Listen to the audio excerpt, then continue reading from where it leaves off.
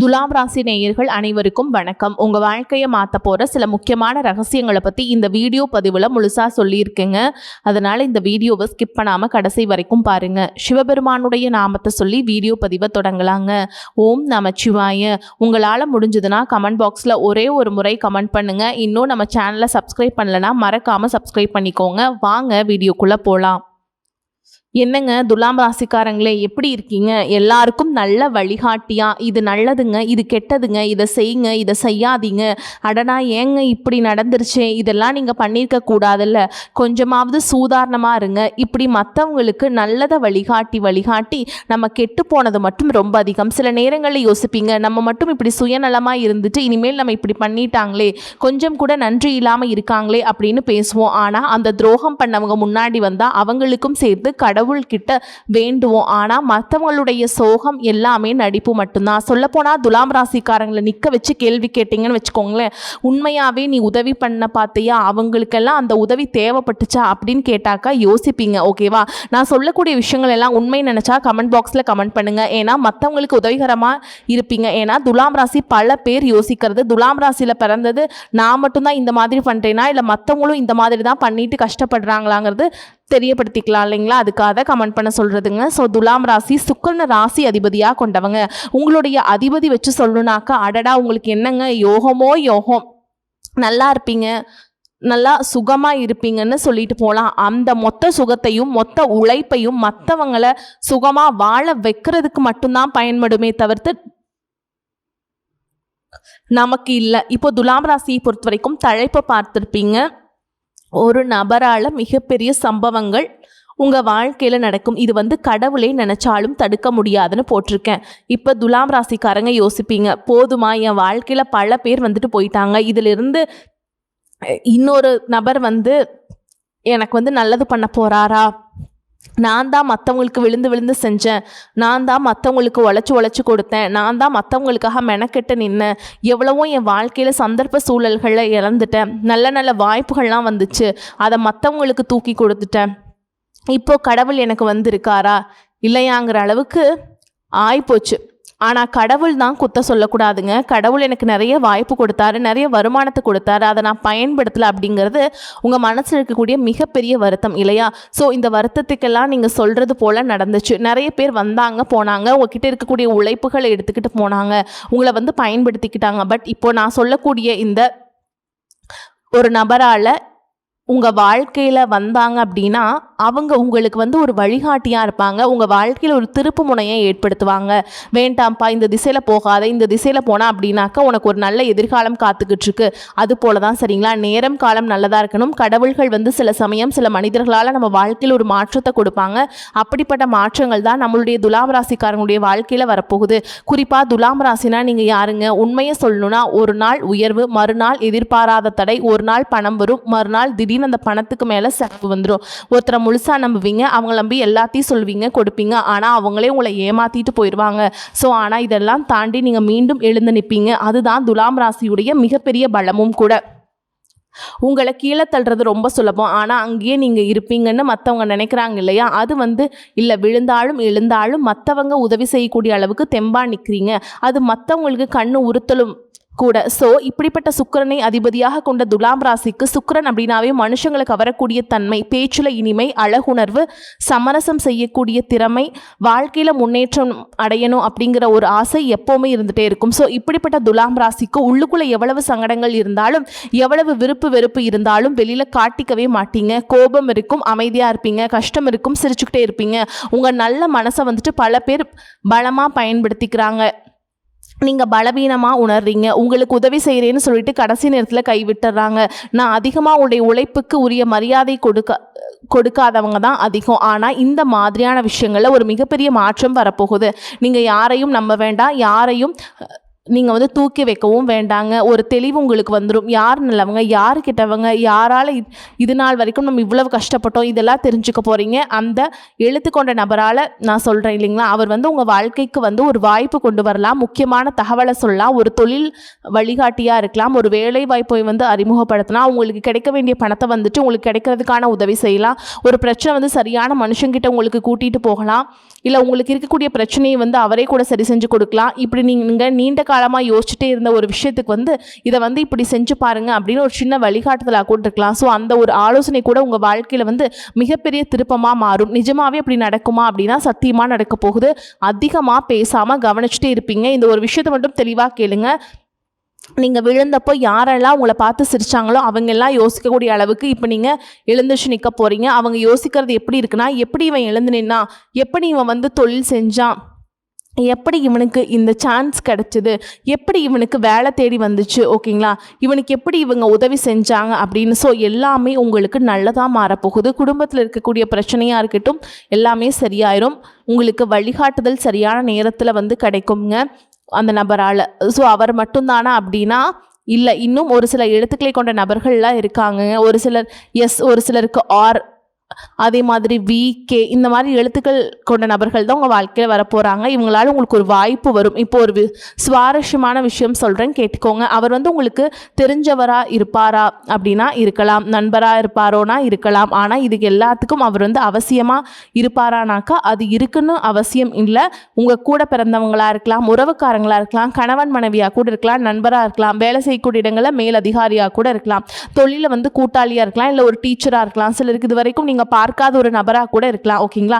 சிலருக்கு வந்து வயசுல பெரியவங்க, ஒரு சாமி மாதிரி வந்தாருப்பா, அவர் இன்னைக்கு வழிகாட்டினாரு அப்படின்னு சொல்கிற அளவுக்கு இருக்குங்க. ஆனால் அவர் வந்து உங்கள் வாழ்க்கையில் நல்ல மாற்றத்தை கொண்டு வர போகிறாருங்கிறது மட்டும் உணர்ந்துக்கோங்க, சரிங்களா. ஸோ இந்த பதிவில் நீங்கள் தெரிஞ்சுக்க வேண்டியதுன்னா, ஒரு நபர் வரப்போகிறார், அவர் கடவுள் அனுப்பிச்ச மாதிரி நீங்கள் நினச்சிக்கோங்க. அவர்னால உங்களுக்கு நிறைய வாய்ப்புகள் வந்து நல்ல வாய்ப்பு கொடுக்க போகிறாருங்க. அப்படி அந்த ஒரு ஆள் வந்து நமக்கு என்ன பண்ண போகிறாரு, இப்போ உங்கள் மனசில் தோணி இல்லையா, உங்களுடைய வளர்ச்சியை உண்மையாக விரும்புவாரா, உங்களுக்கு தேவையான இடத்துல துணையாக இருப்பாரா, உங்களுடைய பணத்தை வந்து குறி வைப்பாரா, அல்லது உங்களை திறமையை வந்து வெளியில் கொண்டு வரதுக்கு வழிகாட்டுவாரா, இப்படி சந்தேக பார்வையும் நமக்கு வரும்.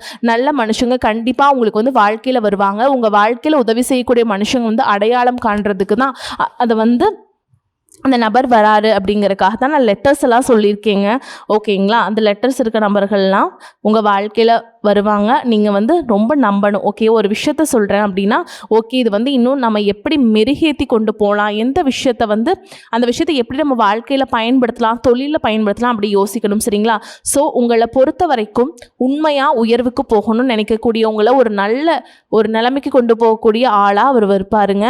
அவங்கள மதித்து நடந்துக்கோங்க, அவங்க ஆலோசனையை கேளுங்க, முடிவு வந்து சிந்திச்சு எடுங்க. உங்கள் வாழ்க்கையை வந்து யார்கிட்டையுமே யாருடைய கட்டுப்பாட்டுக்குள்ளேயுமே கொடுக்காதீங்க, கையிலையும் கொடுக்காதீங்க. உங்களுக்கான வாய்ப்பை ஒருவர் காட்டலாம். அந்த வாய்ப்பை வந்து வெற்றிகரமாக மாற்றுறது உங்களுடைய உழைப்பினால் மட்டும்தான், சரிங்களா.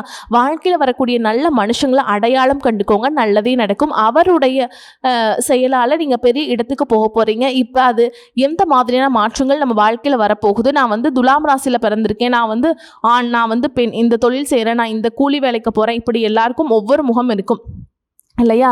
ஸோ உங்களுக்கு இதனால் எந்த மாதிரியான மாற்றங்கள் வரப்போகுதோ அதை தெளிவாக பார்க்க போகிறோம். முதல் சம்பவம் என்ன தெரியுமா, நேற்று வரைக்கும் உங்களை மதிக்காதவங்க, நேற்று வரைக்கும் உங்ககிட்ட பேசாமல் இருந்தவங்க, நேற்று வரைக்கும் இவரால் என்ன செய்ய முடியும்னு கேள்வி பேசினவங்க, ஒரு நாள் உங்களுடைய முன்னேற்றத்தை பார்த்து இவர் இப்படி இவ்வளவுக்கு உயர்ந்த நிலைக்கு வந்தார் அப்படின்னு கேள்வி கேட்கக்கூடிய நிலைக்கு நீங்கள் வந்து நீ வரப்போகிறீங்க. குறிப்பாக நீ வரக்கூடிய நாட்களில் பணம், தொழில், வேலை, குடும்பம், உறவு, சொத்து, சமூக மரியாதைன்னு சொல்லிட்டு பல துறைகளில் புதிய முன்னேற்றத்தை நீங்கள் பார்க்க போகிறீங்க. இந்த பதிவில் 3 முக்கிய பெரிய மாற்றங்கள் வரப்போகுதுன்னு சொல்லியிருக்கேன் இல்லைங்களா. அதில் முதல் மாற்றம் வந்து பணத்திலையும் தொழிலையும், 2வது குடும்ப உறவுகள், 3வது உங்களுடைய வாழ்க்கை தரத்தையே மாற்றக்கூடிய நீண்டகால முன்னேற்றம், சரிங்களா. முதல்ல உங்களுடைய அதிபதி சுக்கிரன், உங்களுடைய கிரக நிலைகளை பார்த்துருவோம். சுக்கிரன் அப்படின்னாவே அழகு, கலை, வசதி, உறவு, சமநிலை, ரசனை, பேச்சு திறமை, சமூக தொடர்பு, வாழ்க்கையை ரசிக்கக்கூடிய தன்மை, இது எல்லாத்தையுமே நினைவுக்கு கொண்டு வருவாங்க. துலாம் ராசி பொதுவாக வந்து ஒரு தனிப்பட்ட ஈர்ப்பு கொண்டவங்க. ஒரு பெரிய கூட்டத்துக்குள்ளே இருந்தாலும் சரி, 2 தரப்பு அடிச்சுட்டு இருந்தா கூட சரி, இவங்க பேசியே வந்துட்டு அதை சமாதானப்படுத்துவாங்க. ஒரு பிரச்சனையை வந்து எப்படி சமாதானப்படுத்த முடியும், 2 தரப்புக்கும் எப்படி நியாயம் கொடுக்க முடியும், இதெல்லாம் யோசிக்கக்கூடியவங்க இந்த துலாம் ராசி. அதாவது வந்து கையில் தராசு வச்சிருக்கக்கூடிய அதிபதி. துலாம் ராசியுடைய மிகப்பெரிய பலம் என்னன்னாக்கா இவங்க வந்து பேச்சு திறன் தான். ஆனால் இதுவே வந்து துலாம் ராசி யோசிப்பீங்க சில நேரங்களில் இதுதான் நமக்கு வந்து பலவீனம் கூட அப்படின்னு. ஆனால் மற்றவங்க மனசை காயப்படுத்தாமல் பேசணும்னு நினச்சி தேவைகள்னு சொல்லலாங்க. நீங்கள் வந்து அவங்களுடைய தேவைகளுக்கெல்லாம் நீங்கள் வந்து மற்றவங்க மனசை காயப்படுத்தக்கூடாது அப்படின்லாம் நீங்கள் நினைப்பீங்க. நீங்கள் ஒரு தேவதைகள்னே சொல்லலாம். மற்றவங்களுக்காக ஓடுவீங்க, மற்றவங்களுக்காக நேரம் செலவிடுவீங்க, மற்றவங்களுக்காக பணம் கொடுப்பீங்க, மற்றவங்க பிரச்சனையை தீர்த்து வைப்பீங்க.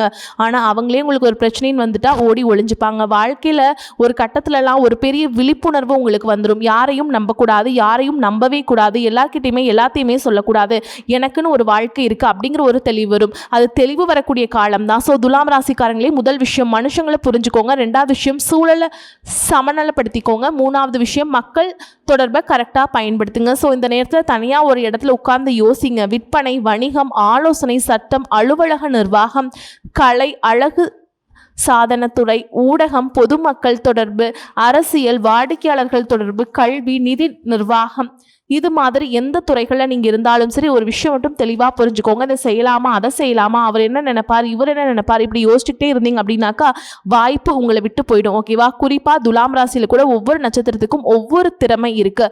முதல்ல இருக்கக்கூடிய சித்திரை நட்சத்திரம் எப்படி தெரியுமா இருக்கீங்க? நான் மற்றவங்கள போல இருக்கக்கூடாது, இந்த எண்ணம் உங்ககிட்ட இருக்கும். உங்களுக்கு ஒரு தனி திறமை இருக்கும். அந்த திறமைக்கு அங்கீகாரம் கிடைக்காமல் இத்தனை நாளாக நீங்கள் போயிடுச்சு இல்லைங்களா? அந்த திறமைக்கான அங்கீகாரம் இப்போ கிடைக்கும். மிகப்பெரிய மாற்றம் ஏற்பட போகுது. வேலையில் மாற்றம், தொழிலில் மாற்றம், புதிய பொறுப்பு, புதிய தொடர்பு, இது எல்லாம் வாழ்க்கையில் திருப்பத்தை கொண்டு வரப்போகுது. அதுக்கப்புறம் சுவாதி, உங்களுக்கான என்னன்னா சுயமாக வளரணும்னு எண்ணம் கொண்டவங்க, யாருடைய கட்டுப்பாட்டிலையுமே அதிகமாக இருக்கக்கூடாதுன்னு நினைப்பீங்க. தன்னுடைய சுய முயற்சியால் முன்னேறணும்னு நினைப்பீங்க. அந்த எண்ணத்துக்கு இப்போ வாய்ப்புகள் அதிகம். தூர இடங்கள், புதிய தொடர்பு, வெளிநாட்டு வாய்ப்பு, இணையம் சார்ந்த வேலை, வணிகம், சுயதொழில் தொடர்பு சார்ந்த துறைகள், இது போன்ற விஷயங்கள்ல முன்னேற்றம். பெரிய பிரச்சனை என்ன தெரியுமா? உங்களுக்கு ஒரு வாய்ப்பு வந்த உடனே அது நம்ப மாட்டீங்க. ஆனா இனிமேல் நம்புங்க.